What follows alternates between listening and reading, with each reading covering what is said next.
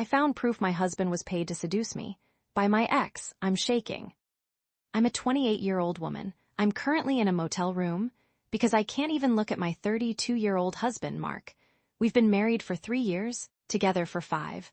Our how we met story was always so perfect. He spilled coffee on my book at a bookstore, the Bell Jar asterisk to be exact. He insisted on buying me a new one, and we talked for hours. It felt like fate. Mark runs a boutique security consulting firm. He's always been vague about his early clients, claiming NDAs. Yesterday, he was on a flight to London. He called me in a panic, asking me to scan a document from his biometric safe. He gave me the code. I found the document, but underneath it, I saw a manila folder. It was labeled with a date, August 2019, the month we met. Curiosity got the best of me. I opened it. Inside weren't love letters. It was a dossier, photos of me walking my dog, my work schedule, and a background check. But that's not even the worst part. The kicker was the invoice stapled to the back, $5,500. The client, my abusive ex-boyfriend Greg. Mark wasn't a clumsy stranger at a bookstore. He was a professional honey trap. Greg had hired him to try and seduce me. He wanted to catch me cheating and get out of our lease without losing his deposit. Can you believe it? The report detailed Mark's attempts. Subject rejected advance at bar. Subject ignored text. And then, a handwritten note at the bottom in Mark's handwriting. She's unshakable. Contract voided. Refund issued. I'm keeping her. When I confronted Mark over FaceTime, he didn't deny it. He looked terrified. He said, I was paid to break you, but I fell in love with your integrity instead. He claims everything after the first week was real. But now I'm wondering, did he love me, or did he just love that I was the only challenge he couldn't crack? He knows everything about my trauma with Greg, because he studied asterisk it, not because I told him. I feel like I'm married to a stalker, who groomed me into a wife. He's flying back tonight and begging me to come home. Am I crazy for thinking our entire marriage is fruit of a poisonous tree? Did I overreact? What would you do? Let me know in the comments. My mother-in-law wore a wedding dress to my wedding, so I paid a waiter to spill red wine all over her. I'm 26. Last Saturday I married the love of my life, who is 28, but his mother, Sharon, who is 54, almost ruined everything. For months, Sharon made comments about my dress. She said it was too revealing. She said brides should have class. We put cocktail attire, no white on the invitations. I even spoke to her 2 weeks before. She promised she'd wear a navy blue pantsuit. Then the ceremony started. The doors opened, and I heard gasps. I looked over and saw Sharon in the front row. She was wearing a floor-length white lace gown with a train. It looked more bridal than my dress. It wasn't champagne or cream.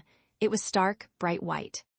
My blood boiled. My husband looked mortified. He whispered at the altar, I had no idea she was wearing that. During cocktail hour, she was the center of attention. She told guests, oh, it's not white, it's Arctic pearl, don't be so dramatic. She was confusing distant relatives who thought she was getting married. That's when I snapped. I went to the back of the venue. I found a temporary server, a college kid. He looked bored. I pulled him aside. I handed him 2 crisp $100 bills from my emergency purse kit and pointed at Sharon. I whispered, see that woman in the white dress? If you accidentally trip and spill a full tray of Cabernet on her, I'll give you another $100 after the reception. He hesitated for a second. He looked at the money and nodded. 10 minutes later, crash, it was glorious.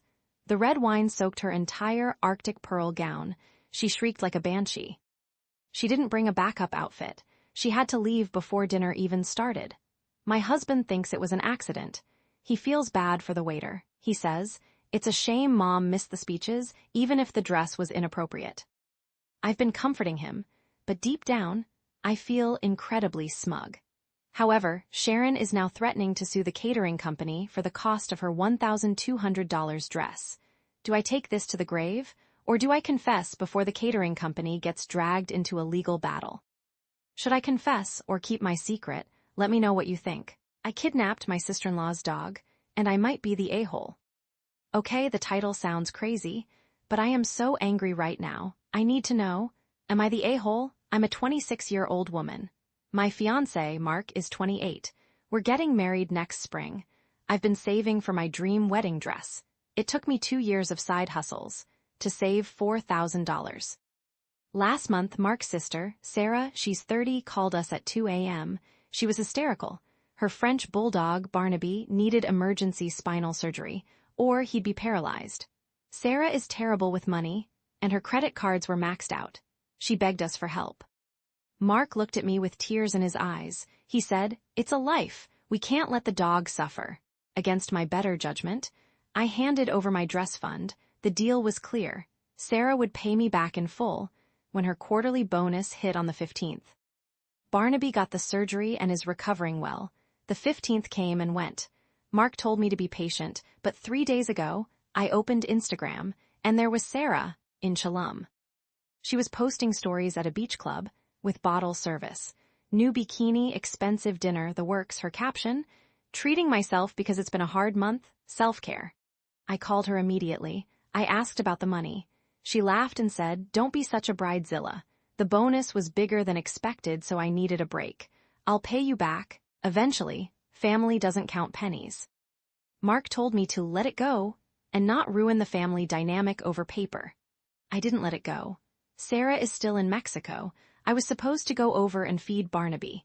Instead, I packed up his meds, his bed, and his favorite toy, and I took him to my house.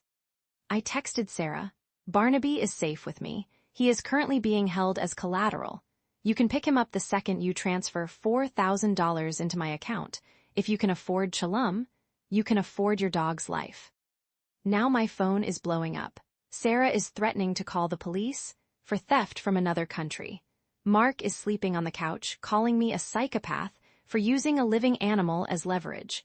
My mom thinks I'm a genius, but Mark's parents are calling me evil. So, am I the a-hole for holding the dog hostage until I get my wedding dress money back? Did I overreact, or is Sarah the real a-hole here? Let me know in the comments. My mother-in-law set free my $3,000 cat. Now my husband says I'm destroying the family for calling the police.